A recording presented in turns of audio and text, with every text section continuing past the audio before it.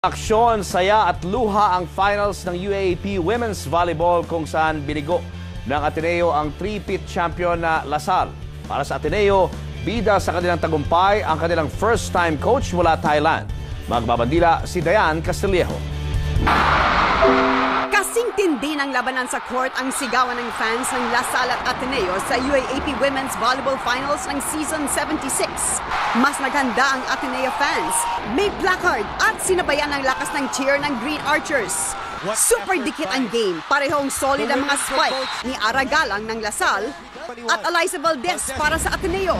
Parehong determinado ang Lasal at Ateneo sa do-or-die finals game. Sa huli, binigo ng Ateneo ang three-peat champion na Lasal. Bumuhos ang mga luha, yakapan at sigaw sa panig ng Ateneo na 3 beses tinalo ang Lasal sa finals para makuha ang titulo.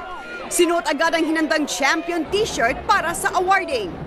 Sa kauna-unahang pagkakataon, kampiyon ng UAAP Season 76, ang Ateneo de Manila. Ayan, nagsasaya. Congratulations, Ateneo. Doble ang saya ni Eliza Valdez na nakuha rin ang Finals MVP trophy. I'm so proud of my teammates, my coach. Super, the whole team talaga po, lahat nag-contribute.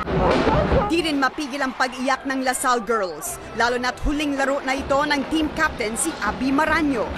It's Ateneo's year today. I can't say na hindi lumaban yung team mo. Siguro may pagkukulang kami. Para sa Ateneo, bida sa tagumpay nila ang first-time coach mula Thailand si Coach Tai na bumalik na sa Thailand kahapon.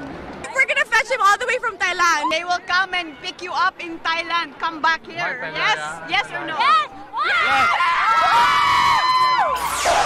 Mula sa Mall of Asia Arena, tuloy ang selebrasyon sa Ateneo sa bonfire party kung saan pinarangalan di lang ang volleyball team kundi ang ibang koponan na nagkampiyon sa UAAP Season 76.